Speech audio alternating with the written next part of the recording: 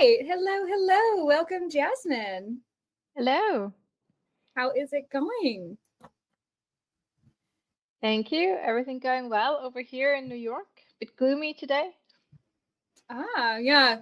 The other day it was actually snowing here in Tahoe, which was really sad. But today it's 75 and sunny. So happy about that.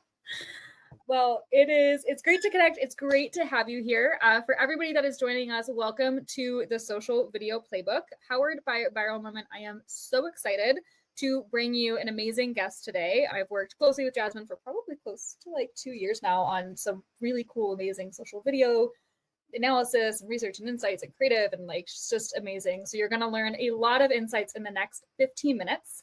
And that's what we do here. The Social Video Playbook is the space where for a very short period of time, 15 minutes-ish, sometimes we go over, that's okay, we get chatty, but we interview marketing, brand, social insights, creator leaders from all over B2B and B2C companies and agencies in order to tell you what's actually happening across social video. How is it being affected across these different brands and industries? What are things they've learned? Where are the insights that you can glean so you can walk away knowing more and hopefully making your brand more successful across social in this new era. I'm Elizabeth, host, clearly, of the Social Video Playbook. I am also head of growth at Viral Moment, and here with me is Jasmin Fischer. Jasmin, tell everybody who you are. Yeah, thank you, Elizabeth. Thrilled to be here and to talk about like one of my favorite subjects, social video. I'm Jasmin. I'm based in New York, and I head up the insights department over at SAMY Alliance. So we're a social fast creative agency, and everything we do is basically rooted in insight. So me and the team, we spend quite a lot of time listening and observing the organic voice of the consumer, whether that's online, in forums, or coming through video. It's very important for us to understand well our audience needs, audience trends, what are people actually saying about your brand, what are unmet needs. So it's quite an exciting career, so to say, in terms of like you always learn something new. One day you're looking into gut health trends, and the other day makeup meets the moment. I often also feel I'm quite up to date with culture trends, and always have something to chat about.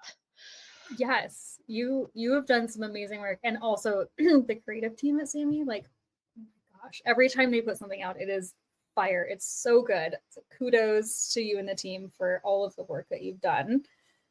I'm really excited to dive in.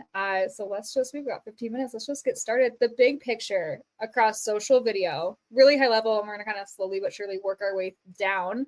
You worked with a lot of brands, you worked across a lot of industries.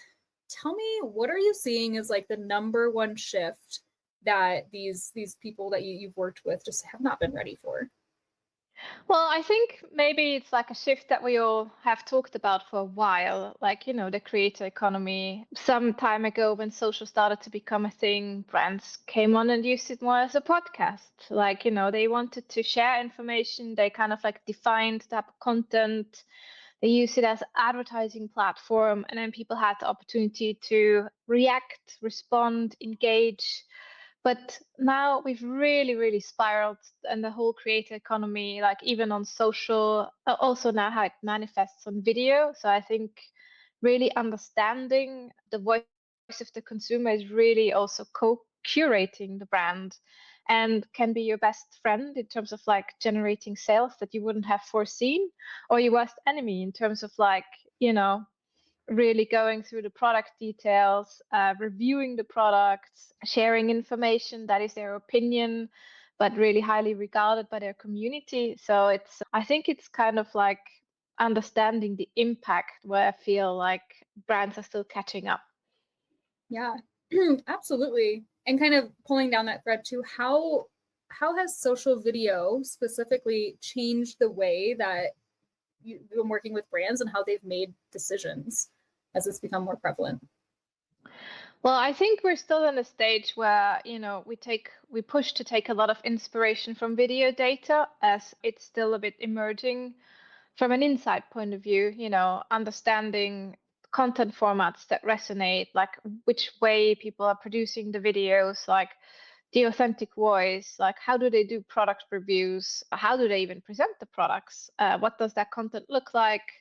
So I think that also like puts brands into a spot where I think they're going to need to make decisions of like, how am I showing up on these platforms? What am I learning from these platforms?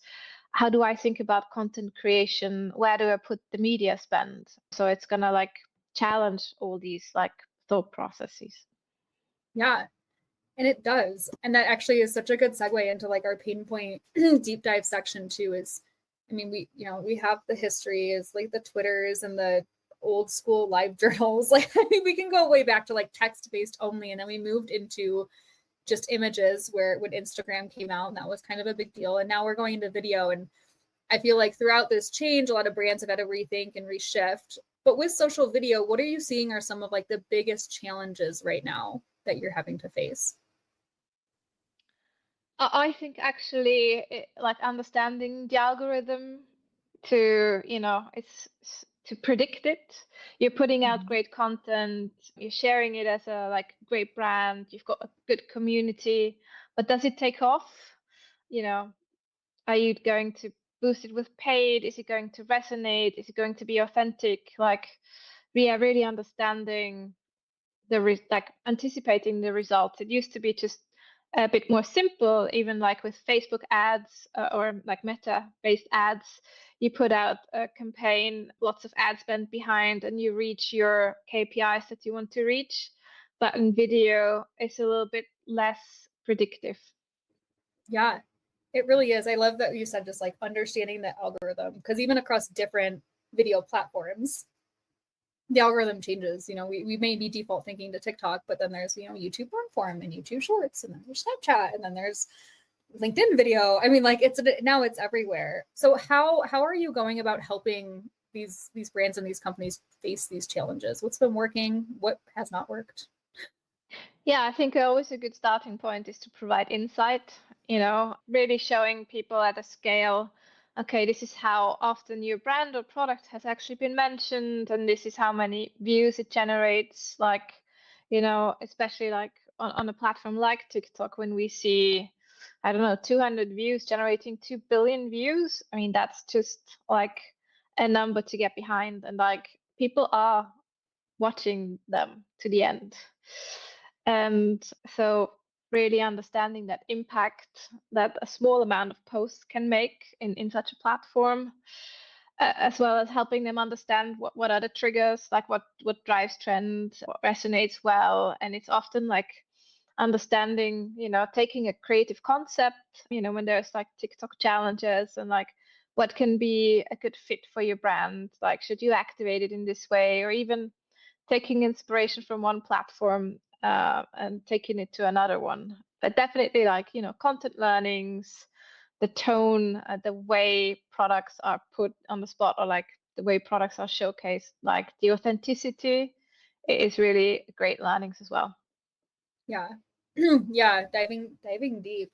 If the so like just imagine, Jasmin, like the world is your entire oyster. You can have anything you want. If you had unlimited resources, how would you go about like solving some of these challenges that you've posed around social video? I don't know, look behind the algorithm, understand how the content is pushed out. No, I think knowledge is always key. Actually also data hosting is a cost to consider, but if I had unlimited resources, I would host lots of like different types of video content across several categories, and not just, specific categories, but you want to understand all the culture spaces, like, not just skincare, but also, I don't know, what's happening in sober curiosity. How is that showing up on like, overall mental health, and casting as a wide net, and then just having a laser focused view. Yeah. So one resource that could tell you about everything happening all the time at once. The dream, right? Just give me the information. So you've been working with a lot of very, very cool brands. And I'm wondering what's kind of a common mistake that you see that brands make when they're interpreting social video? You've probably been like, actually, like that's not true, or that's not quite the insight that you want to pull out of that. I can't really speak to mistakes. I find, this is one of the benefits from being in an insights department. Usually people don't argue so much with the insight presented because it's not something that, I can change or influence. It's more like, here's the mirror. But I One think, plus one is two. Yeah. but I think pulling it through, right? Like activate against it. We saw something and, like take that information and like activate against it. So if content, if the creator roster that you're working with is showing up, if your brief is like, oh, I need them to be like super educational and I need them to be great presenters, but I also need them to be authentic. And, if one component is more important than the other, like, like being guided by what's resonating with the community rather than, what are our parameters. Yeah. What's the most important things that you think brands should be measuring that maybe they're not quite looking at right now? I think there's a lot of, it depends on like industries as well. I think there's a lot to be learned on the commentary of videos as well as like the text itself. If you look at industries like skincare, there's so much divisiveness and so many experts. Like you don't even know who's a real expert. Like what's your source? Yeah. It's kind of like a really funny dynamic. This is one of the industries where consumers research a lot and they read up a lot, but can you really trust that creating a talk about a skincare brand that you haven't heard of before, but because of that platform, it gives a platform to a lot of new brands, and that's great. But it's also like, how you know, understanding consumers' trust and building the consumer trust as well, because you need to show up somehow on video as well as a voice as a brand. Yeah, that's great. And it's so true. You're like, what's your source? And with so many people, like, should they be talking about your brand? So I guess that makes sense, like finding the authentic experience within the audience that you want to resonate with so that they trust the source that your brand's being talked through. Quick wins and predictions as we move into our next segment here. What's an underrated insight that leaders, either in your field or leaders within the brands and the companies that you work with should be acting on like right now? It's an insight that you find and you're like, if you see this, go do X. Like this is a great insight. I think just like in terms of, replicating formats in a fun way. Like if you think of, and this is something that I really love about video platforms for brands, like you wouldn't necessarily think of cleaning products and place them in like the most creative spot or like, the Super Bowl ad. But there are creators that do so many creative videos when it comes to like using cleaning products. I think didn't we have a discussion about that once? We probably did, yeah.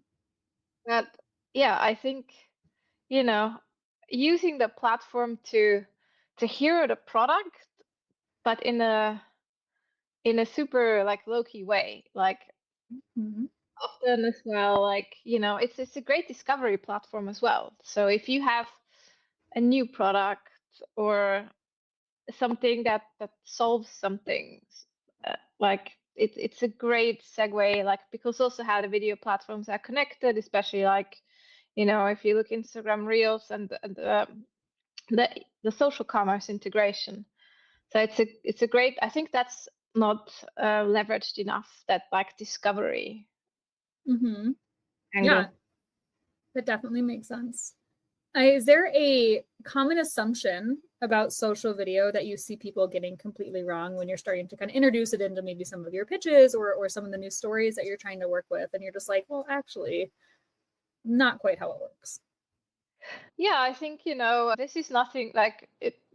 Our audience is not there, or our audience doesn't consume these videos. I think our audience might be a lot more diverse, and even if people aren't on platforms like TikTok or Instagram, WhatsApp groups, social groups, you share videos, the like the format, I think, is beyond the platform. Mm-hmm. Yeah. So people just saying like, put out a video and like, it's going to work. And you're like, well, actually, there's a little more to it than just posting a video and getting money. Yeah, I think even if your target audience isn't like the prime consumer, doesn't spend hours in front of like TikTok or Instagram Reels, specifically, just the format as well like resonates with them. So it's because, you know, often they get shared outside a platform. I mean, it's never been easier to distribute all your video, all your content into several other closed communication channels. Yeah, absolutely. DMs or just, you know, sending it in my own WhatsApp group outside of a TikTok link. And yeah, absolutely. We earlier mentioned like if the world was your oyster and you could literally have anything, but I want to put some parameters on you right now, right towards the end here. If you could get just like one thing, it could be a tangible thing, like a, I don't know, a ring light, or it can be like a specific type of person or a product or whatever. But if you could get one thing in 2025 that would make social video understanding and social video just easier for your company so that you can go out and like continue to lead these amazing campaigns you do with these brands, what would that like one thing be that would help Jasmin's life so much right now? I think an easier way to measure impact, so like metrics, you know, often you have a great sample of videos of like a skincare brand. How is that in proportion to the whole category? Like then you sample the category, but you know, having that's those stronger data points on the trends. Yeah. Stronger data points, more data, stronger data, and more time. It has been awesome chatting with Jasmin. I have a bonus question for you, and you've been in this space for a while. You've done some amazing work. You've worked with some very, very cool brands and leaders. I'm wondering, is there a lesson that you'd love to share if somebody's coming up and they're like, I want to be Jasmin. I want to do what Jasmin does. Like, I love all of this work that's going out there around social video. Is there a lesson that you've learned from navigating this space that you wish more people understood or that you'd want to share? Yeah, I think maybe that's more a personal lesson, but something that a mentor to me said, like, you know, be comfortable being uncomfortable. So if you're like exploring new formats and you're like, oh, this isn't us, or just, you know, try it.